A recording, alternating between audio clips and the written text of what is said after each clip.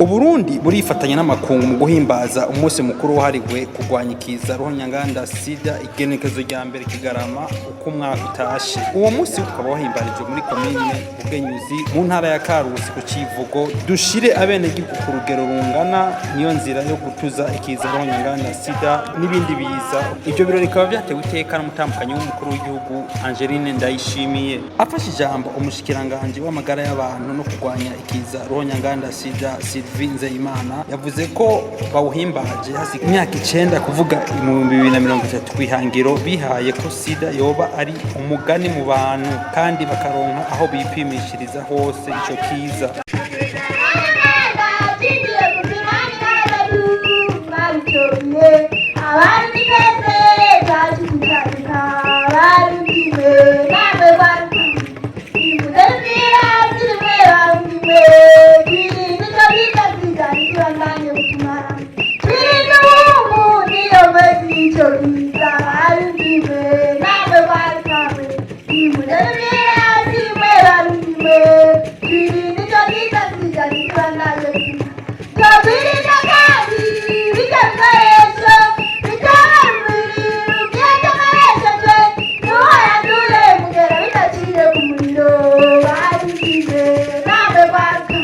Ijambo ry'umutambukanyi umukuru w'igihugu Angeline Ndayishimiye yamenyesheje ko ari kwirimbura aho bagejeje umugambi wo kurandurana n'imizi kiza ruhonyanganda sida, kandi agatera akamugwaruka ko kwirinda ibiyayuramutwe kuko bibagera mu ngeso mbi.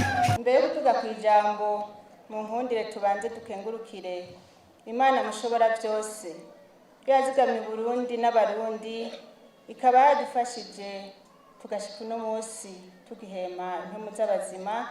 Nagira mu ntiza amashi tuyikore ubwazi.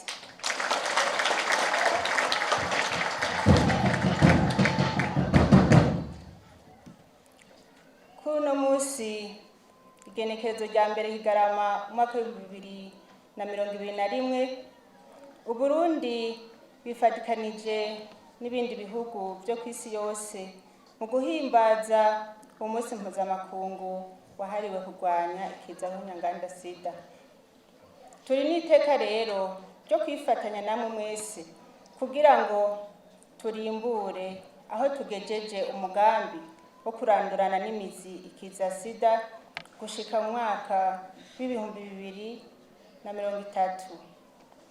Uyu munsi nakaryo ko kusubira kwibukanya ko tukiri mu rugamba ko guhangana n'ico kiza sida n'ingaruka mbi zaco mu miryango yacu. Icivugo cashizwe imbere uno mwaka nkuko mwage mwabikurikirana kivuga kiti gushira abenegihugu ku rugero rungana niyo nzira yo gutuza sida n'ibindi biza.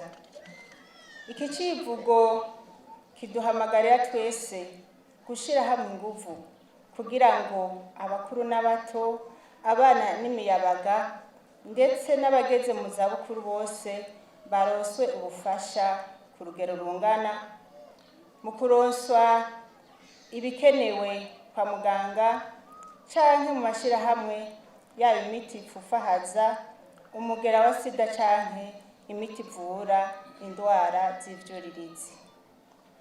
Banyakubahwa mwese mwitavye bino birori, naho tumaze gutera intambwe iboneka mu bijanye no kurwanya ikiza ruhonyanganda sida, hacibonekeza inyifato zitabereye zituma umugera wa sida ubandanya ukwiragira mu gihugu.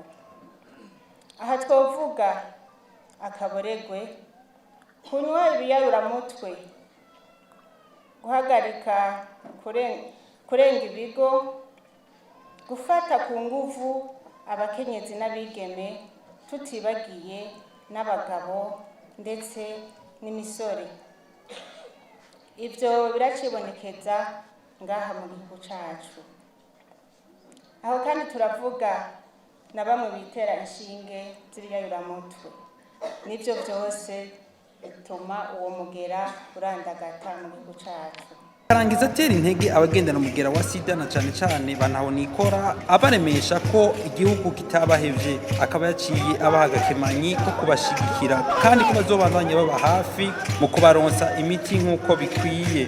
Leonidas Ndayisenga muri komine ya Bugenyuzi y'intara ya Karusi ku bwa radio televiziyo Burundi Bwiza.